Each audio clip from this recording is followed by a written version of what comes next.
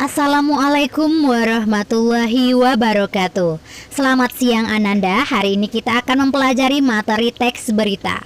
Tujuan pembelajaran yang akan kita capai pada pembelajaran kali ini ada 2 KD.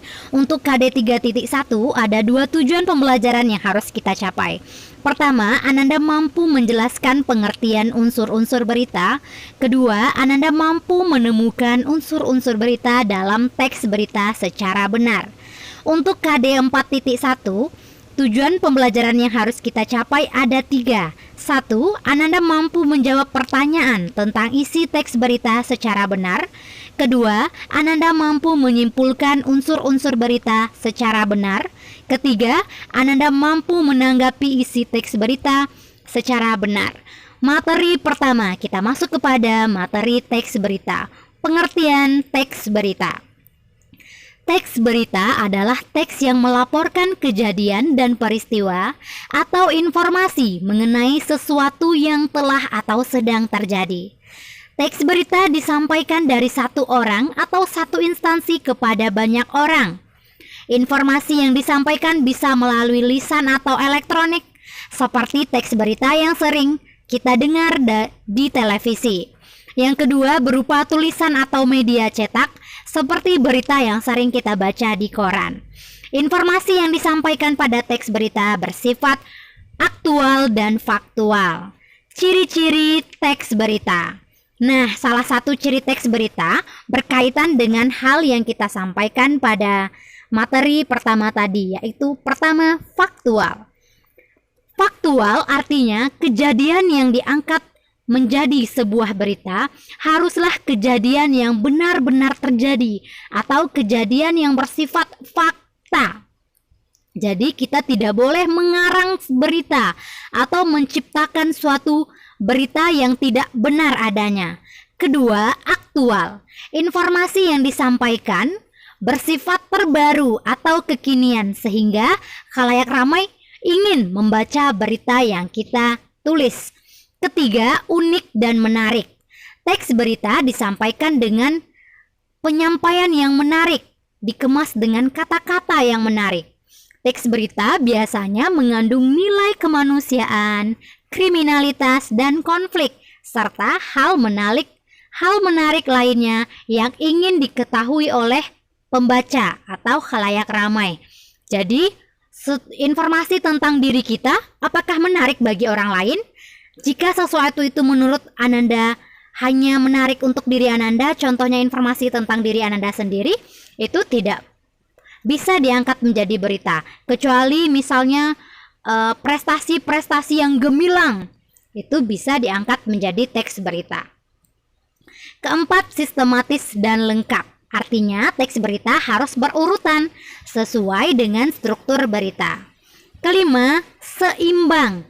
Nah, seimbang ini artinya kita tidak boleh membuat berita atau menulis berita yang menyudutkan perorangan atau instansi tertentu. Harus berimbang apa yang kita sampaikan pada berita kita. Selanjutnya, teks berita bersifat komunikatif. Artinya bahasa yang kita gunakan dalam menulis berita adalah bahasa yang mudah dipahami. Karena pembaca berita bukanlah dari kalangan orang yang berpendidikan saja. Semua orang membaca berita. Oleh karena itu, kita harus menggunakan bahasa yang komunikatif. Jenis-jenis berita. Pertama, ada berita langsung. Berita langsung merupakan berita yang ditulis secara lugas, ringkas, dan aktual. Kedua, berita mendalam. Apa itu berita mendalam? Berita mendalam adalah berita yang mengangkat sebuah berita secara mendalam. Ketiga, berita penyelidikan, yaitu berita yang berdasarkan penyelidikan dari berbagai sumber. Keempat, berita interpretasi. Interpretasi ini artinya pemaknaan lain.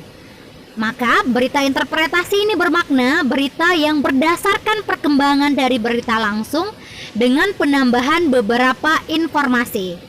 Kelima, berita opini, yaitu berita berupa pandangan, laporan pandangan seseorang terhadap informasi penting. Unsur-unsur teks berita.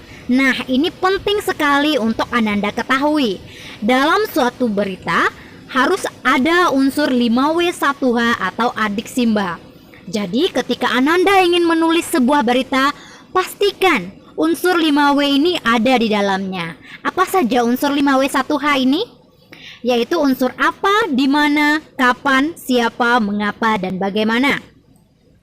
Unsur apa bisa digunakan untuk pertanyaan apa yang diberitakan, apa yang sedang terjadi.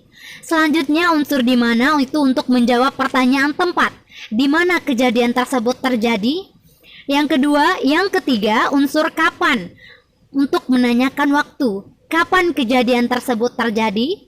Keempat, unsur siapa untuk pertanyaan siapa saja yang terlibat pada kejadian tersebut. Kelima, unsur mengapa yang memberikan alasan, sebab, atau latar belakang terjadinya peristiwa. Seperti pertanyaan, mengapa peristiwa tersebut bisa terjadi?